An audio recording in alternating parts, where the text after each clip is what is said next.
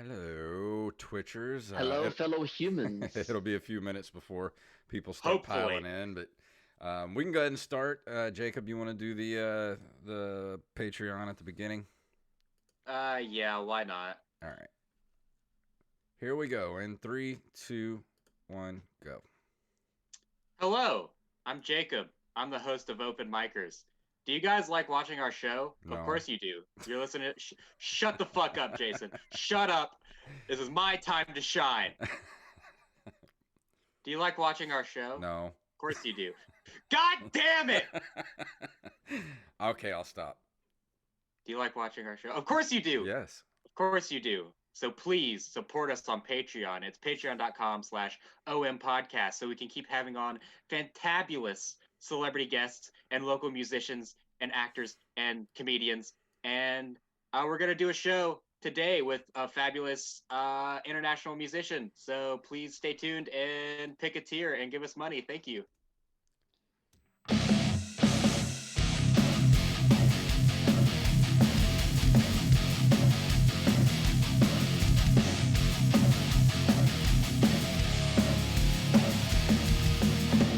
Yeah, it is Thursday evening, and it is time for the Open Micers podcast. My name is Jason Robbins. I'm Jacob Craig. You want to introduce our fantastic guest on the show tonight? It's exciting. Absolutely. Our guest tonight is a Norwegian guitarist who has opened for Buck Cherry on their UK tour, even playing in the world-famous O2 Arena. He has also released his premiere album, Firestorm, which we will talk about. Please welcome Rocky Kramer to the show. Rocky, How are you doing? I'm doing great. How are you guys? I'm good. When he said Norwegian guitarist last week that we were going to have you on the show, my first thought was Yngwie Malmsteen's going to be on the show? Now, keep in mind, he's Swedish. Oh, yeah. So that's close. That's close. It's close. It's all you guys are all clumped together over there. I never know where's what over there. We're so spread out here in the U.S. So. Yeah, I know. I mean, Sweden is very close. I mean, I can get to Sweden, very quickly. Yeah. So it's not a problem at all. So I get to check out your album a little bit today. I was looking for it on Spotify. It's not on Spotify. Why no Spotify for you? Why no Spotify? It was originally, but we're just having a little legal issue with them. It's about royalties, and they're just being Spotify. That's the way it is. I did. If you're interested in listening to it, it's called Fire. Wait, hold on. Let me look up the name of it again. Firestorm, and you can get it on Google Play. It's also you can get it on YouTube, and straight from your website. It's rockykramer.com. And you got a pretty nifty website. I'm jealous of it, actually. Thank you. Lots of videos and news. Speaking of, you got your album, came out in 2019. How has that been? Have you been able to support it at all because of COVID, or are you just kind of, I don't know, in a holding pattern right now? We started supporting it. The first thing we did was play at Sturgis. We played 3 nights at Sturgis, and then we went on tour with Buck Cherry. We opened up for them on their UK tour, which was a lot of fun. It was really the first official Rocky Kramer tour, so it was an amazing experience. And then we have something in common. I actually got to open for Buck Cherry too back in 2004. I fucking knew it. No way. This guy has opened for everyone. It's like a running joke, dude. He's open for everybody. I'm a musician. I've been a musician for 25 years now, and I was on Universal Records. I got to tour. I got to play with people. So yes, I got to play with Buck Cherry at the Big Dog Festival in Texas. Awesome. And I met Trapped. That was where I don't know if you read what's going on with Trapped lately and all the crap they got going on Twitter, but I actually back in the day I stole when we played with them at the Big Dog Festival too. Me and my guitar player Lenny, we snuck into their trailer and we stole all of their food and shampoo and all that kind of stuff. So That was fun. And their DVDs. Really? just raked everything into our backpacks and ran. So that was a good concert. Oh yeah. I'm sorry, I didn't mean to stop you. I just wanted to mention the Buck Cherry thing. But yeah, back to it. I'm sorry. No, that was cool. I enjoy hearing those stories. But yeah, Buck Cherry, that was like our beginning. We wanted to play in the UK, and that was it was a great opportunity for us. And then this was right before Christmas of last year, and then after Christmas, and we were going to get going with more touring. Then obviously COVID hit, and then everything shut down. So we were just in the middle of preparing a summer tour of the U.S., and then just everything shut down, and we just we'll just stay at home. Yeah. So you doing any writing or just kind of just waiting right now? I decided not to wait. What I've been doing is, instead of writing music, I've been doing covers, and I've been recording them. I made a video for each one, and that's really kept me busy because I have to try to think of a way to make it my own. That's number one. And then number two is record it in a way that is interesting to me and hopefully is professional enough. But you're at home, so you're limited to some things when you're at home. And then just make a video. So the videos have kind of started out with just like something I shot with my phone to professional cameras and green screen and everything in between. So it just it's been just doing everything I can from home, and that's just the way it has to be right now. So yeah, I saw it. One of the top videos you have on your site under the video clip is the top one is Love Gun by Kiss. Yes. And I haven't gotten to see it yet, but you're speaking my language at that point, so I'm ready. I want to go check that out when we're done here. Yeah, what I did with that one is, first of all, I am a big Kiss fan. So who isn't besides Jacob? But Jacob sucks. So well, I've been a Kiss fan my whole life, so I there's always people that don't like them, and that's okay. I don't judge, but I will always enjoyed them. So what I wanted to do was mix the song "Love Gun" with the production and ideas of like Michael Jackson. The Way You Make Me Feel, like the Bad album. Oh yeah. So it's kind of bringing in some horns and some synths and just kind of changing it up. So I'm calling it the 1987 cover because Love Gun came out in 1977. So it's just like imagining what it would or could have been like if it came out 10 years later, or maybe it was on the Bad album, by Michael Jackson or something like that. So that's cool. Just having fun with it. Yeah. While we're kind of on the subject, I know you're a huge AC/DC fan too. So what do you think about them having like a top 40 album right now in 2020? I think it's amazing that you can put out the same album over and over again and just have tremendous amount of success. I think it's great. I think, dude, I listened to it. I listened to it the other day. I was like, man, they still got it, man. It's like you said, it's the same album. But it's good, and that's it's AC/DC. Yeah, they've been like that they never changed their recipe. They never brought in strings or synths or drum machines, and it's always been guitars, raspy vocals, and there you go. That's the way it is. I was kind of halfway hoping that we would get an album with Axl Rose on vocals. Oh no. No, I don't know. It would have been interesting, but I don't think, as much as I like Guns N' Roses and I like Axl, I don't know if he was the right fit for AC/DC. It's a different it's a different thing. Look, I just got to throw this out there. I have never, and I'm one of the few people on the planet that says this, but I was never a fan of Guns N' Roses. It's just something about them just never clicked with me, and I've never liked them ever. Dude, you're seriously telling me right now that you cannot bump Patience?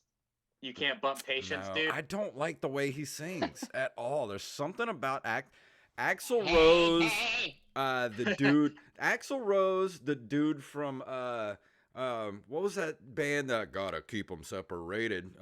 Offspring, dude. Offspring. Dexter Holland. I you can't cannot stand shit on Dexter Holland. there's on just my fucking podcast, dude, there's certain singers that just it's like nails on a chalkboard to me, and I don't know what it is, but those are two guys that are like that for me.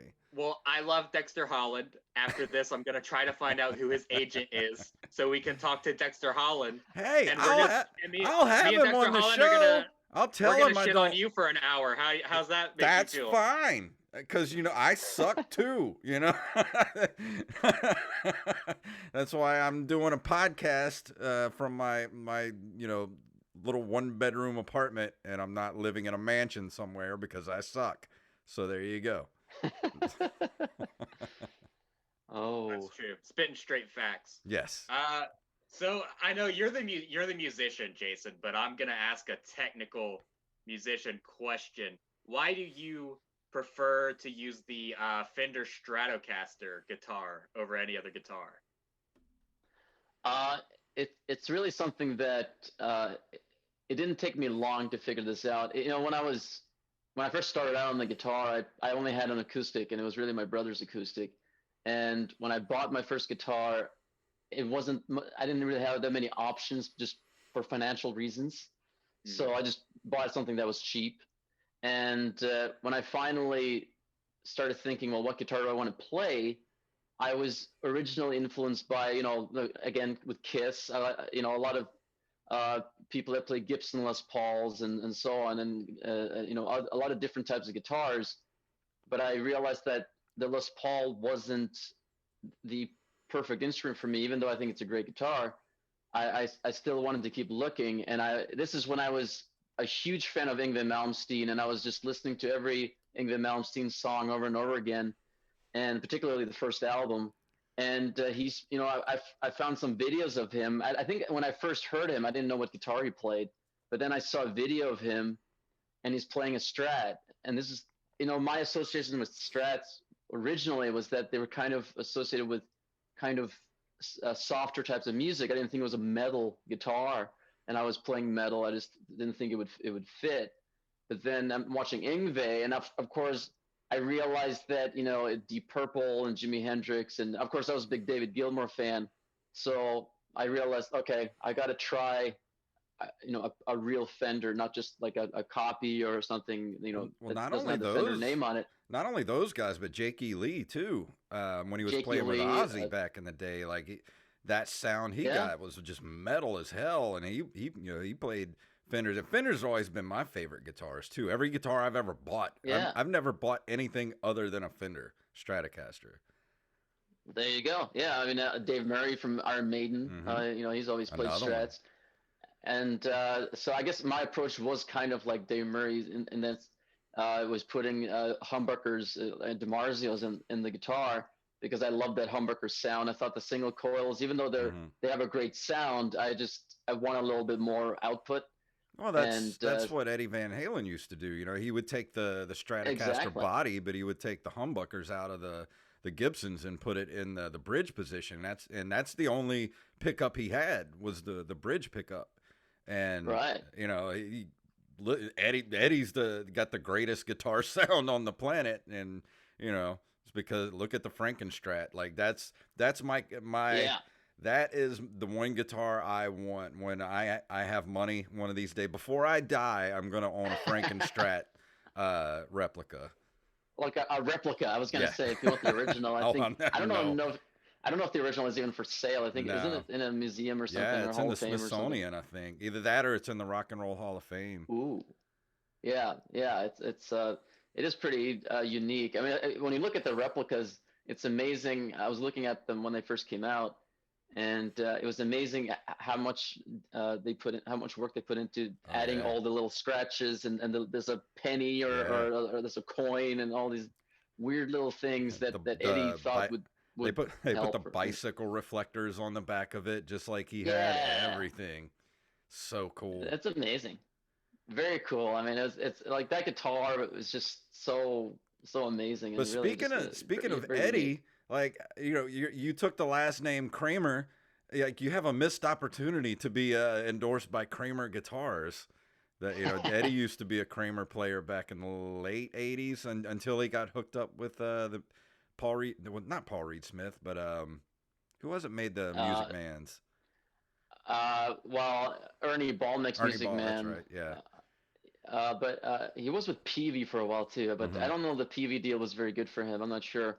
But I heard the Kramer deal was pretty bad too because uh, he had I guess he had a pretty bad relationship with whoever the top guy is over there because he was basically saying that they didn't make guitars for him. So and Wow. he wanted them. He doesn't play the production line, Yeah. so he had them all special made for him. But apparently they weren't very good at doing that for him. So. So how did you take the Eddie Van Halen death this year? It hit me hard, honestly. It was tough. It happened. I do this show on Twitch called Rock and Roll Tuesdays, and he died. I think it was the same day. Hmm. So I just did the whole show. I just did a bunch of Eddie's or Van Halen songs, and of course, a lot of the people watching are Eddie fans, so they were all suggesting songs. So we did a bunch of them. I think we finished. I finished with Right Now, which is a great Yeah. finisher. So it was just it's tough because Eddie is such a big influence on a lot of guitar players, including me, and it's just it's a shame. But I knew it was coming because I knew about the cancer and I knew that he was trying to get treatment, and at some point it's just it's too late. Yeah. Cancer, it catches up with you, and eventually you just can't do anything. I was just hoping Yeah. we could have Uh, gotten one more album out of him.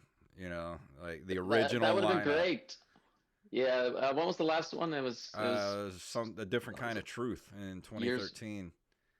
13. Yeah, Yeah. so it's Well, it's a shame.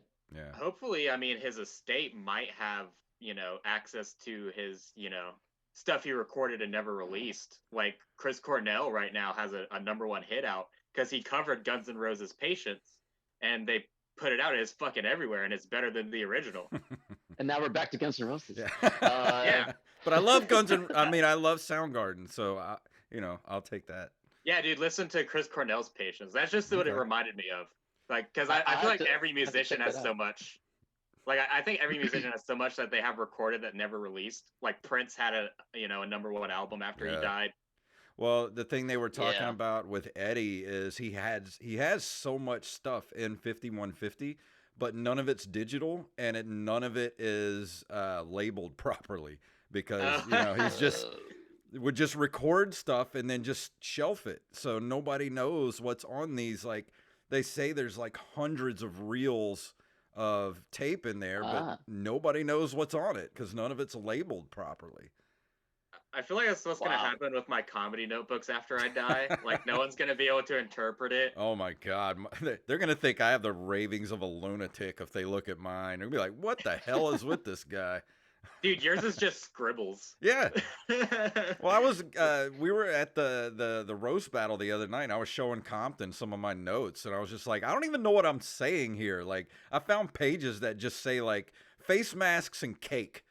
I'm like, what does that mean? Make a connection. Make a punchline.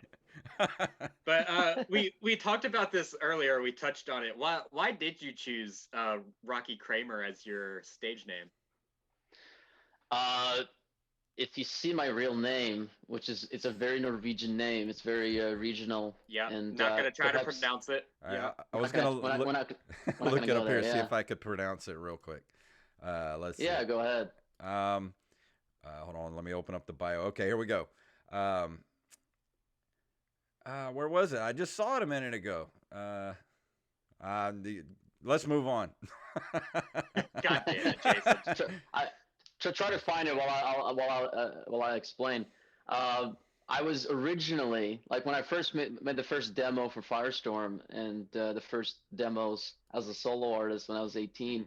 I was still using my real name, and this is going to take us back, but I had a MySpace profile from like an artist page on MySpace with my actual name, and then I decided to change it because I wanted a name that would be easy for Americans to pronounce Right. and to read.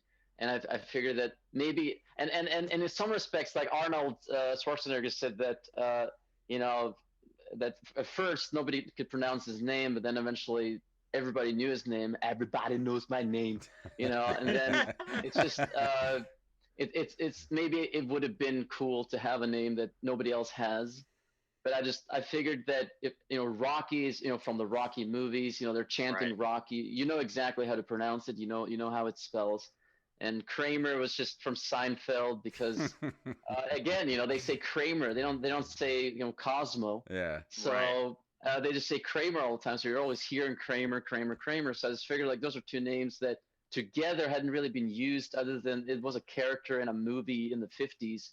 But RockyKramer.com was available, and I could get Rocky Kramer on like every social media except Facebook.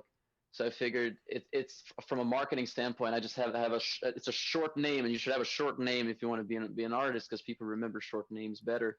Yeah. I just figured just keep it short and simple, and that'll keep Right. people I wanna from forgetting you. I want to shout out I Am the Rampage and Davlax9 who have joined us in the chat room. They've been in there for a little while, but I haven't said anything to them yet. So, hi guys. Thanks for joining us, and I'm going to try to pronounce it now. Here we go. Go ahead. Cinder Langhel. It's not bad. It's not bad. But think of it as Andre, but Sin. So Oh, it's Sindre. Sindre. Sin- Okay. Sindre Langhel. Okay. Yeah, that's decent enough. See, I'm in smart. in Norwegian, you want to pronounce the e at the end, but I figured if I was going to use it, I would have just had Langhel as just keep it a little more international. Yeah. It would have worked, There I you go. think. Capitalize the hell to make it super heavy metal. Yeah. Yeah, I could have taken the hell out, just been Lang or something. There's always Yeah. things you could do. You can always do all these things when you're coming up with these names. So you said that as a solo artist, I mean, you know, around 18 years old, that's really young. You're closer to my age than Jason's age, which is, pretty Shut- bizarre for us, actually. We never Shut talked to anyone up. that's closer to my age. You're very far away from dying. Jason is not. Yeah, I'm right there. Ouch. But Yeah. I mean, I feel this as a young comedian, there are more challenges for me because there's so many people that underestimate you in the industry when you're coming up young, and you have to really work for that kind of respect. Did you ever kind of run into that when you were starting out? Yeah. I mean, it's always tough because when you're young and just starting out, people don't care because you're not successful, and then it's just you're always just trying to chase that opportunity that can help you at least meet someone or do something that people notice. And that's always hard getting that first break. And it's always been tough, and that's really why I moved to LA, was just because in Norway it was tough. It's tough to get noticed by anybody that can help you because it is a business. It's the music business, and as much as you love playing guitar and you love singing and you love doing karaoke on Friday nights. At some point there has to be a plan, a business plan, and it has to be people have to get paid and things have to happen, and there has to be contracts and lawyers involved, all the fun stuff. That was And the then, that was always the biggest slap in the face, Yeah. because you're just playing, you're having fun, and you're starting to get some notoriety, and then you're starting to get label attention. They come in, and then you're excited because you're gonna get signed and all this stuff, and then you find out it's like road managers and regular managers and lawyers and A&R guys and like all kind of stuff you got to deal with, and people you have to pay. You got to pay your road crew, and like you got to pay for your own gas, your own hotel rooms, everything. And it's like, how do people become rock stars? Like, we're living off of like cheese crackers that that we're stealing from the back of the these little crap bars that we have to play. And then it goes like, we would go on tour, and we would be on our own tour playing like these little bitty clubs, like around the country at like 2 or 3 nights, and then we would go play. We were also on tour at the same time with a band like Three Doors Down. Like every 3 or 4 nights, we would play with them, and it's like, we're playing in front of 12,000 people. We've got like this backstage with like all this food and like masseuses and everything. And then the next night it's back to like, can we get a sandwich plate, please, from Walmart so we can eat? Like, people think you're like living the dream, but really it's like you're living on the floor of a van. It's pretty much what it is. Yeah, it's tough. It's a tough lifestyle, but it is. I think it's like when you're a teenager and you're dreaming about being a rock star or whatever.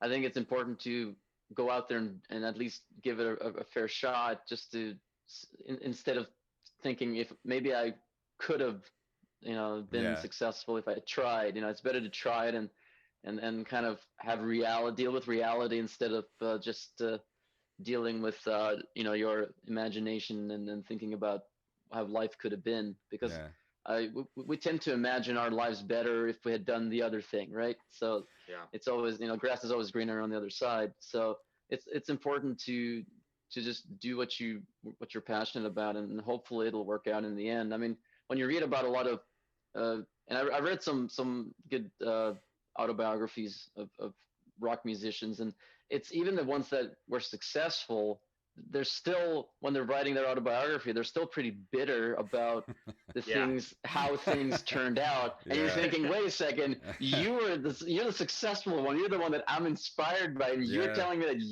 you're not happy about what happened to you because you got everything. And then, what I mean, so it's just but it's about taking advantage of the opportunities that you get. And I'm lucky enough to be, I'm a signed artist. And be We've been on smart tour, with your money. Be smart we're with going to your be, money. we're exactly, it's about not spending it. I don't do drugs, I never have, and that's Mhm. just, it's an important thing for me. I always make a big deal out of that, because that's generally the, Yeah. that's how you fall down. And I, for some reason, could not whistle there. I don't know what happened. One of the Usually I things know I how. yeah, I wanted to ask you about, I listened to your some of your album today, and it reminded me a lot of that. Like, and don't take this the wrong way, but it's like '80s era, like guitar god kind of music, like the whole, like you said, Yngwie Malmsteen, Steve Vai, people like that. It's very much in that vein of kind of the '80s metal.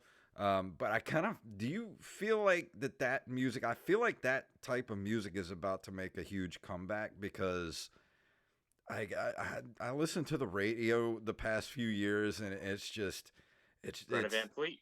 yeah, like, I don't know, man. I feel like rock's about to make a huge comeback, because it's been gone. Not really. I mean, it's been more underground than anything. Like, I guess where people feel like rock should be, but at the same time, it's not. It hasn't been mainstream like it was throughout the 70s, 80s, 90s, and it kind of started to go downhill in the 2000s, where you don't really hear it on the radio anymore and stuff like that. So I have a feeling it's about to make a huge comeback. And Bro, your questions take 30 minutes to ask. I'm sorry, man. I just, when I'm talking about music, it's like, I don't know. I have weird feelings about it. Yeah. So, like, I consider myself an '80s rocker that had the misfortune of being born in the '90s. Mhm. So I always loved the '80s. It's definitely my favorite era, both in terms of music and movies, just entertainment, arguably fashion. Yeah. Sometimes it gets a little weird, but in a good way, in a fun way. I think the '80s seemed pretty fun, at least from my perspective of not having lived it.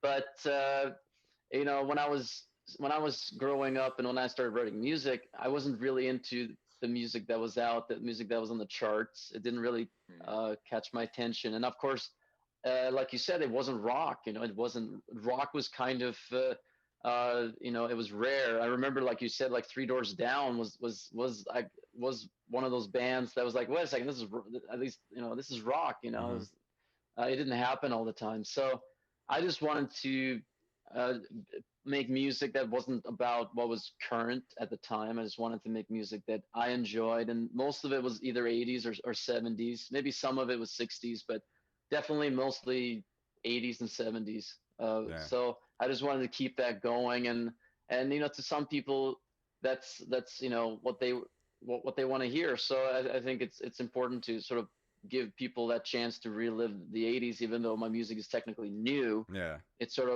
like, what else could have happened if the '80s kept going? Instead of changing into the hip hop and all Yeah. the grunge and the '90s no reverb type of music. Well, there's nothing quite like the going to like the big arena rock bands. Like my very first real Right. rock concert was I got to see when I was 12 years old. I went and saw Motley Crue for the Dr. Feelgood tour at the Coliseum, and holy crap, I was like, this was my hand was stuck like this for like a month. Just like Oh yeah. I missed those huge concerts like that. Well, that was the I- carpal tunnel, but Yeah, that too. Yeah, arena rock is just it's just a really great thing, you know. Going like I'm a big Kiss fan. Going to see Kiss with putting on a big show in front of tens of thousands of people. I think that's a really cool thing, and I personally think that's cooler than going to like a little small club listening to something that's very strange and obscure.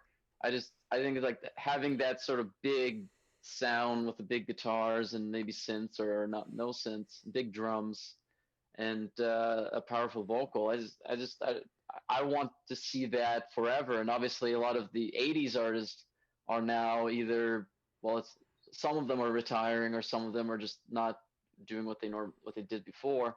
So I just want to be that new generation that whenever the Rolling Stones decide to retire, which will probably be never, because Keith Richards is going to outlive us all. They should have just used whatever's in Keith Richards' blood to make the COVID vaccine is what they should have done. I think they should have.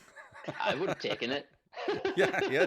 Just take his blood straight out of him, inject it into me. We'll be fine. Just give me the meat. So I'd like to be that sort of next generation of rock and sort of take over, because those guys aren't going to be around forever. And Kiss, they're trying to do their farewell tour, even though they're they can't right now, but they will eventually. And of course, they're known for doing farewell tours that never end. The Kiss farewell tour, 1996 to 2020. Yeah, exactly. That's the forever ending. I mean, it's a business. I mean, Rolling Stones, obviously the same thing. They've I think their first farewell tour was in the '80s or something. Well, I remember they were doing the Steel Wheels tour in 1989, and my dad wanted to take me to their concert, because he was like, this might be the last time I ever get to see the Rolling Stones. That was 1989. Yeah, exactly. Imagine that. Imagine that. But man, you got the chance to actually do the damn thing that I feel like most young European artists want to do, is play the O2 Arena. Like, as a young comic, if I ever get the chance to play MSG, I'm never gonna believe it. I mean, was it kind of like a Right. daydream when you finally got to like the pinnacle of European music venues? It's always nice to being able to play for like a big a good audience every night.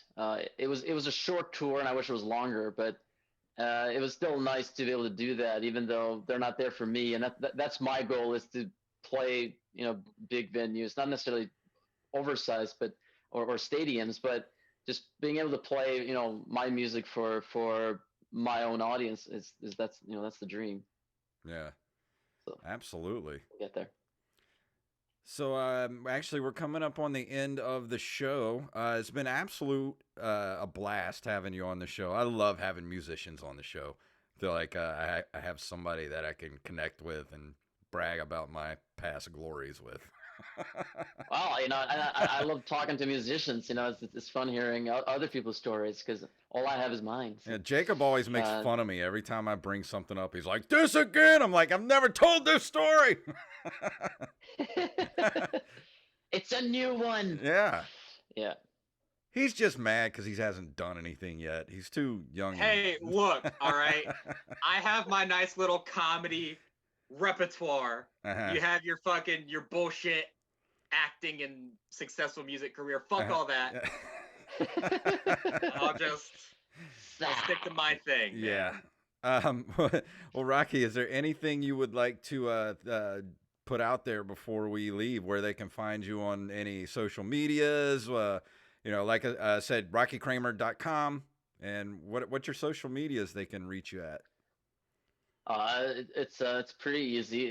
It's Rocky Kramer on Instagram, Twitter, Also on Twitch. Please follow me on Twitch because I do Okay. a music show every Tuesday night at 7 p.m. Pacific. I don't do it right now because right now I'm in Norway. So, so that's something worth checking out if you like rock and roll, if you like time traveling a little bit. Oh yeah. What else? Facebook is Rocky Kramer Official. So that's Awesome. about it. So go check out his album, everybody. Go get it on Google Play. Please. Where else was it? Was it at? It was at Google Play, and it's everywhere except Spotify. Yeah, so pretty much. and iTunes. It's available. It's available on vinyl and CD if you're into that stuff. There's a link on my website. I like vinyl. I might have to I need order to track a down vinyl. that CD. I'm a CD man still. But Yeah. also, I want to give CDs. you. Oh, me too, dude. I still bump like Stone Temple Pilots on CD in the car. Like, Don't try to be cool. hey, I was an STP, bro.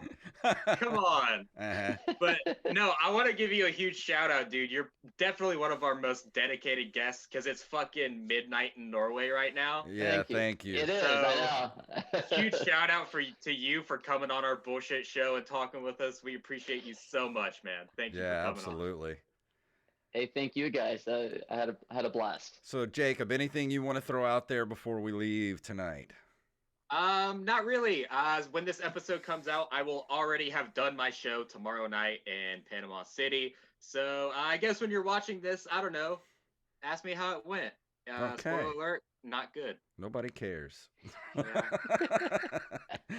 All right, I'm going to play our music here. If you would like to email us, you can email us at openmikerspodcast@gmail.com. We are at Open Micers on Twitter and Open Micers Podcast on Facebook. Thank you again to Mr. Rocky Kramer for joining us on the show this week. And go give us money at Patreon at patreon.com/OM Podcast. And we'll see you next week.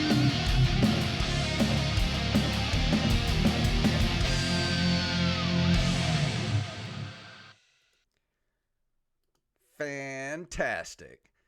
Oh, thank you, Rampage. Rampage loved the show.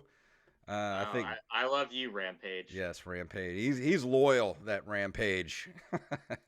The most loyalist Rampage there Yes. ever was. Rocky, it was awesome, man. Thank you so much for coming on the show. I know it's late there, so thank you for coming on the show this week. Hey, you guys are fun to talk to. I had a fun time. And say goodbye to everybody on Twitch. Good night, you guys, and we'll see you.